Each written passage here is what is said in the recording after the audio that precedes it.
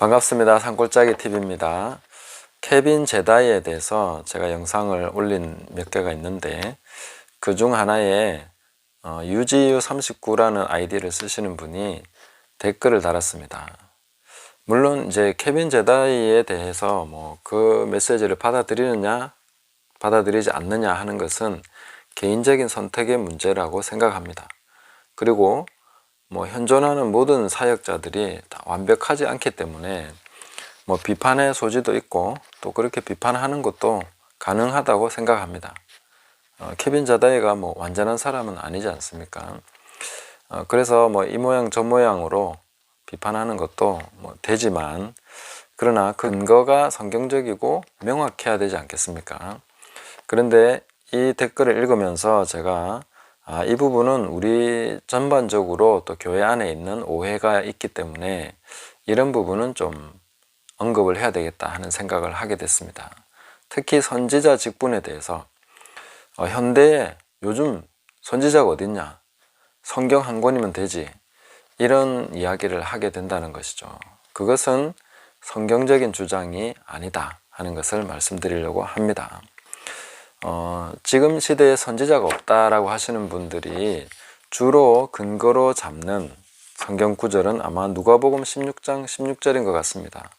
율법과 선지자는 요한의 때까지다. 그 이후로는 이제 하나님 나라 복음이 전파되어서 그 사람들이 하나님 나라를 침노한다, 이렇게 이제 말씀하신 대목을 놓고 율법과 선지자, 그러니까 요한의 때까지 끝이구나, 이렇게 이제 생각을 하시면서 예수님 이후로는 선지자라는 직분이 성경에는 없다, 이렇게 이제 결론을 내리시는 것 같습니다.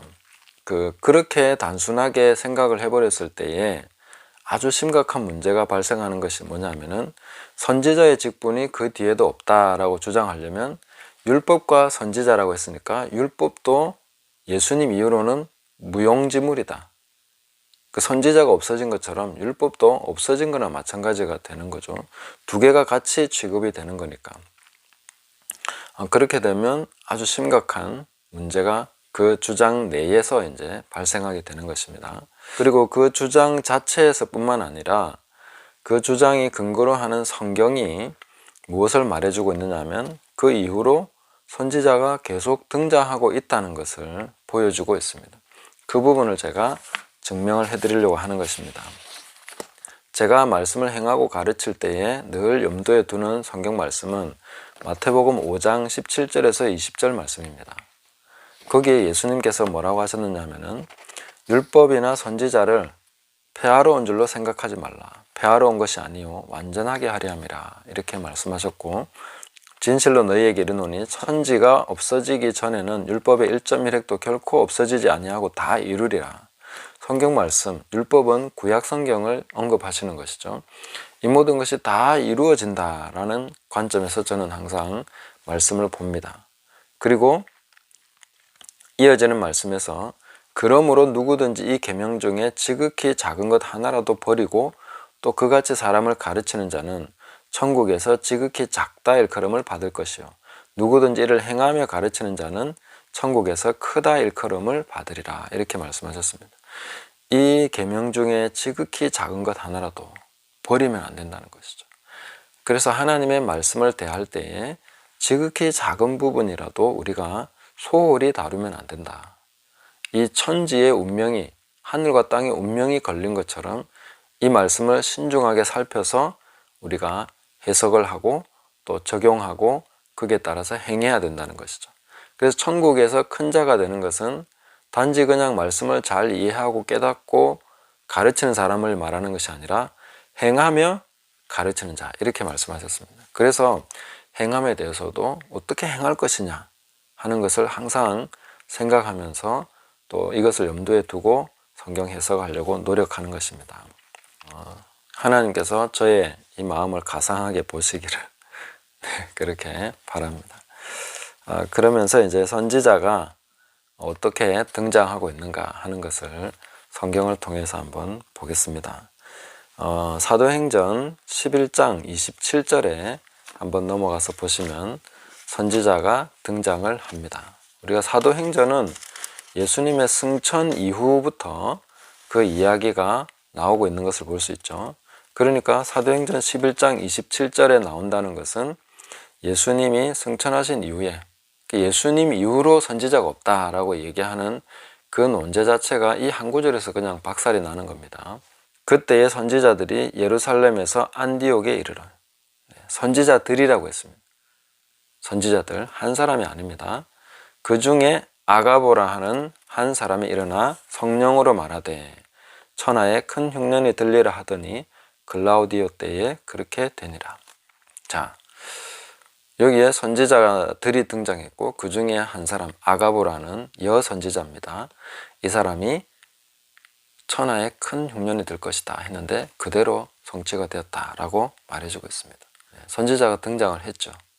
그리고 사도행전 13장 1절에 보시면 안디옥 교회에 선지자들과 교사들이 있으니 곧 바나바와 니게르라 하는 시므온과 구레네 사람 루기오와 분봉왕 헤롯의 젖동생 마나인과 및 사울이라.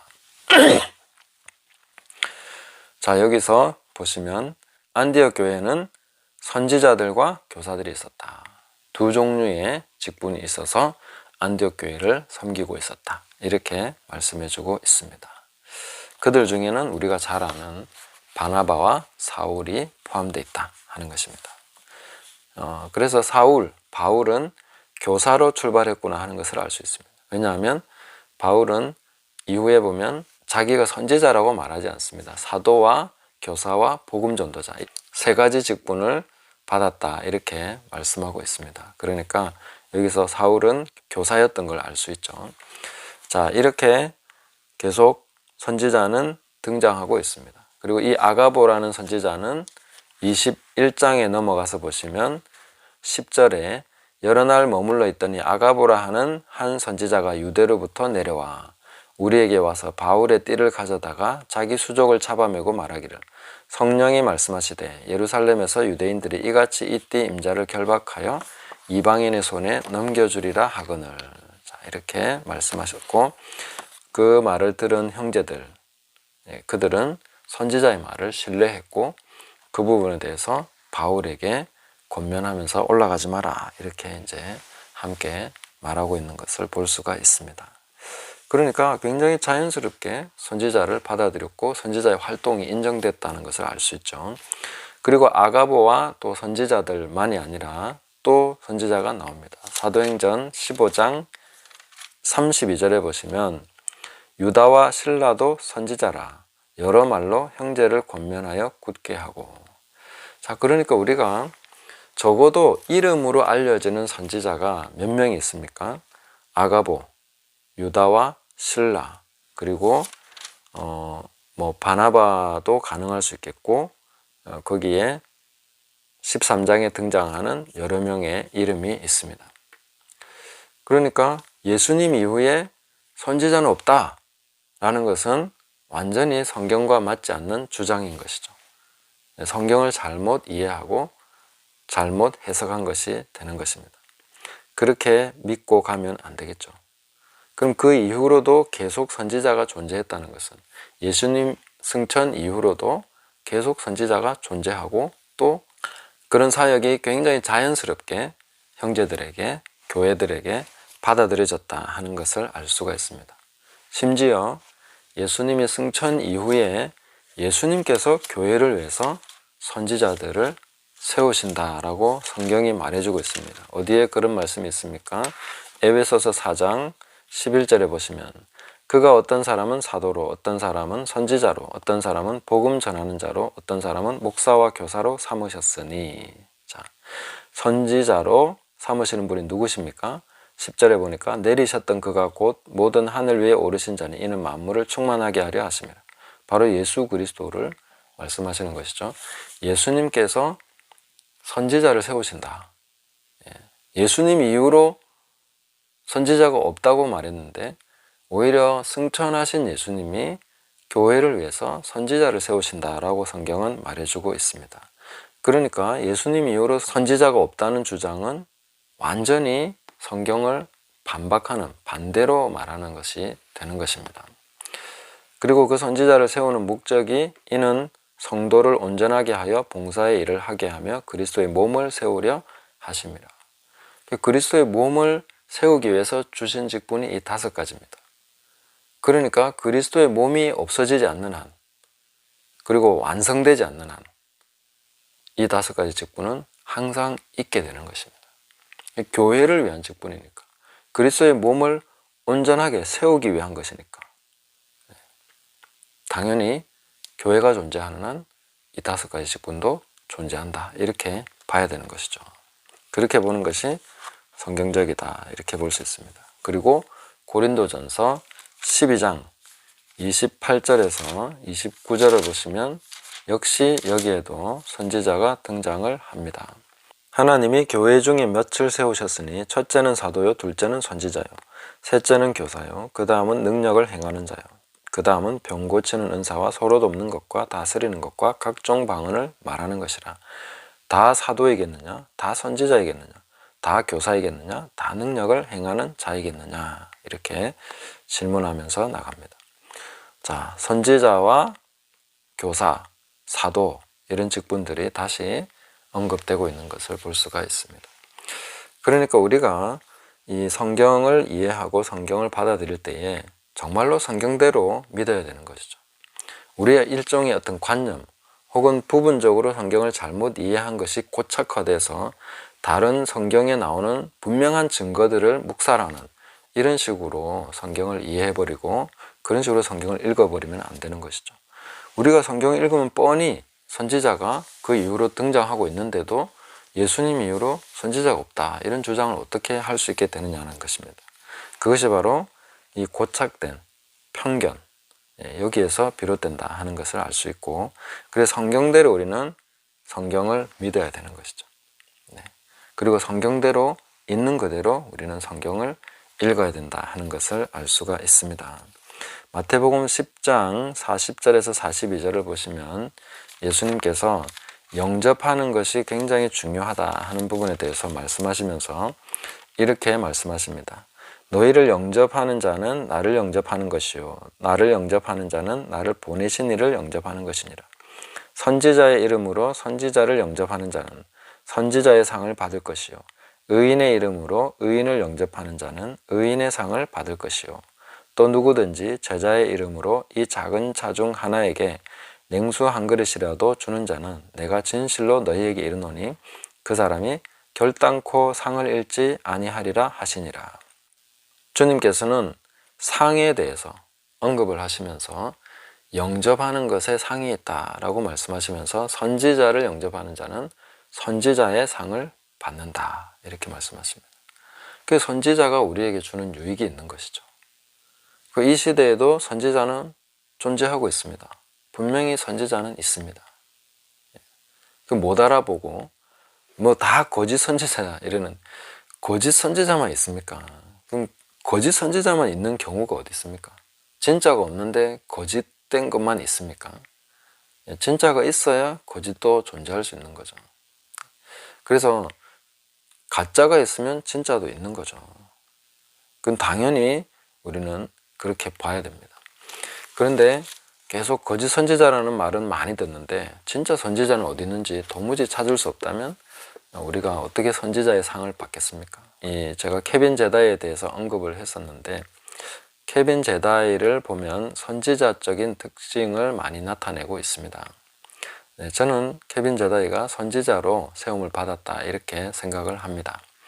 왜냐하면 이 선지자의 메시지와 교사의 메시지, 사도적인 메시지, 이런 건 많이 차이가 있습니다. 잘 들어보시면 그런 걸 알 수 있습니다. 교사가 전하는 메시지는 계속 들으면 어떻게 되느냐면 차곡차곡 뭔가 정리가 되고 쌓여가면서 확장이 돼가면서 이해의 폭이 넓어져 가면서 이런 식으로 뭔가 진행이 됩니다. 그러나 선지자의 메시지는 그냥 확 뒤집는 것입니다. 그리고 엄청난 그 임팩트를 주면서 확 깨우는, 그리고 뭔가 어떻게 해야 된다 하는 이런 쪽으로 이제 방향지시 같은 것을 하게 됩니다.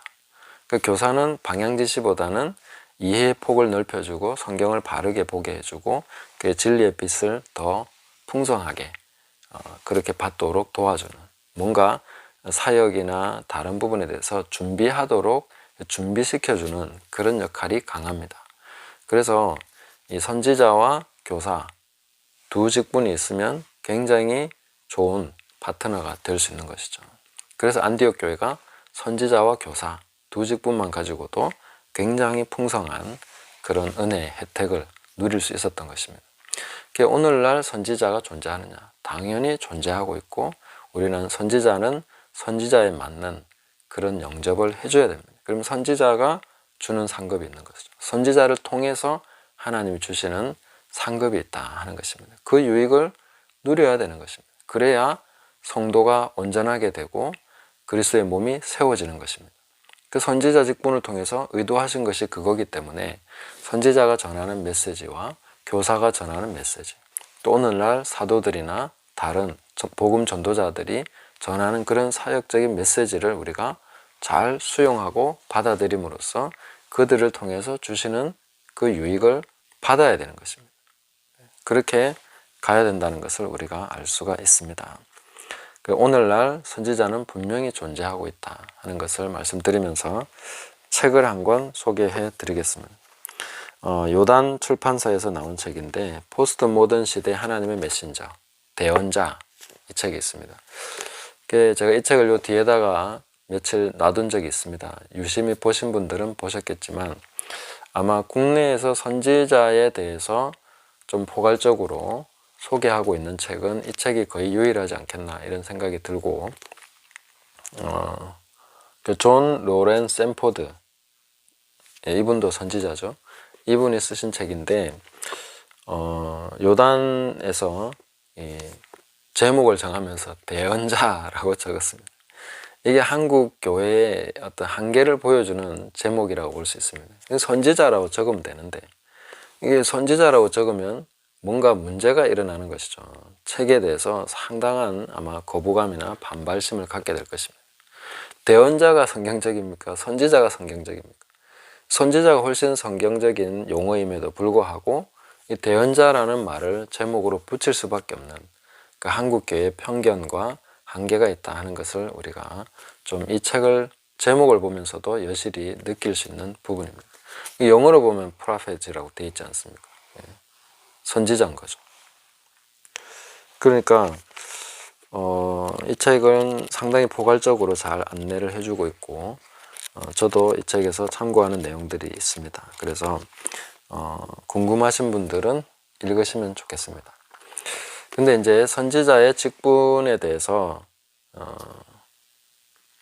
나중에 이제 오중직임에 대해서 정리를 하면서 이 부분에 대해서도 말씀드릴 기회가 있으면 좋겠는데, 말이 나온 김에 간단하게 좀 말씀을 드리면 각각의 부르심을 받은 사람들이 있습니다. 교사로, 선지자로, 목사로, 또 복음전도자로, 사도로 부름받는 분들이 있는데 자기의 부르심에 만족하지 못하고 그 부르심에 충실하기보다 다른 것을 사모하고 다른 것이 되고 싶어하는 분들이 꽤 많이 있습니다.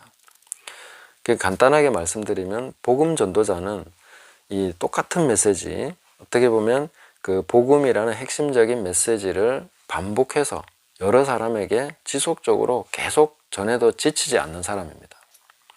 그런데 교사는 동일한 메시지를 반복하는 것을 좋아하지 않습니다. 저도 그런 성향이 있는데, 그러나 또 중요한 것은 계속 반복해서 가르쳐야 된다고 저는 믿습니다. 그래서 또 반복해서 이야기하는 부분도 있습니다. 그런데 복음 전도자는 교사가 되고 싶어 하는 분들이 많습니다. 좀 깊이 있는 메시지를 전하고 싶어. 나도 성경을 잘 가르치고 싶어. 이런 식으로 이제 생각을 하게 되는 거죠. 그래서 막 교사가 되려고 합니다. 또 복음 전도자는 선지자가 되고 싶어 하기도 합니다. 특히 저 같은 사람도 이 교사는 또 선지자가 되고 싶어 하는 마음이 있어요. 막 파워풀한 메시지를 전해가지고 사람들을 막 이렇게 뭔가 임팩트를 줘서 뭐 뒤집어 놓는다든지 각성시킨다든지 이런 걸 하고 싶은 거죠. 그리고 막 시대적인 메시지, 하나님께 직접 받은 이런 것들을 막 전하고 싶어요. 교사는 그런 부분에 부르심이 아닙니다. 근데 그게 좋아 보이면 또 그렇게 되고 싶어 하는 거죠. 그래서 선지자 노릇을 하고 싶은 것입니다. 교사 노릇을 하고 싶은 사람도 있습니다. 그래서 이런 부분에 대해서 각각 성경이 어떤 식으로 말씀해 주고 있는지도 우리가 볼 수가 있습니다. 선생 노릇 하려고 하는 자들에게 야고보 사도는 많이 선생이 되지 마라 이렇게 말씀하시고, 또 선지자 노릇 했던 사람들 중에 주님 앞에서 인정받지 못하는 사람들이 많이 있습니다. 자기의 부르심을 떠나서 다른 부르심을 흉내내고 그걸 하고 싶어 하고 하고 싶은 걸 하는 거죠. 그렇게 가면 안 되는 것입니다. 자기를 세워주신 하나님께 충실해야 되는 것이죠. 유튜브에 나오는 메신저들 중에서도 보면 복음 전도자인데 선지자 노릇을 하려고 하는 분들이 있습니다. 그런 분들을 보면 상당히 안타깝습니다. 그냥 자기는 복음을 전하면 되는 사람인데 선지자적인 메시지를 자꾸 전하려고 하는 거죠. 그러다 보면 부작용이 나타납니다. 자꾸 빗나가기 시작하는 거죠. 그리고 교사가 아닌데 자꾸 교사의 메시지를 전하려고 하면은 거기서 상당한 그 지루함과 이상한 그런 것들이 나오게 되는 거죠. 자기는 자기의 메시지, 하나님이 세워주신 그 부분에 충실하게 증거하고 충성되게 가면 됩니다. 그리고 그렇게 발전돼 가다 보면 더 큰 부르심으로 또 하나의 직분이 더해질 수도 있습니다. 내가 막 하고 싶어서 그렇게 되는 것이 아니라 내가 지금 받은 것에 충성되게 하다 보면 결국은 거기에서 더 나아가서 보충되는 은사를 주시거나 아니면 그 두세 개의 부르심으로 직분을 더 받을 수도 있습니다.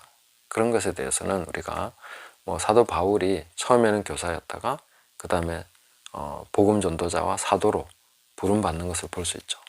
이런 것들을 이제 계속 발전돼 나가는 것인데 머물러 있지 않습니다. 그러나 정말 제대로 발전을 해 나가려면 이미 받은 것에 충성해야 됩니다. 거기에서부터 출발해야 제대로 갈 수 있는 거죠.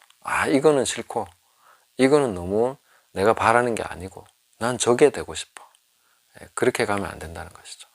그래서 주신 것에 충성되게 가시면서 선지자를 알아보시고 선지자를 영접해서 선지자의 상을 받으시는 저와 여러분들 되시기를 예수님의 이름으로 축복합니다. 감사합니다.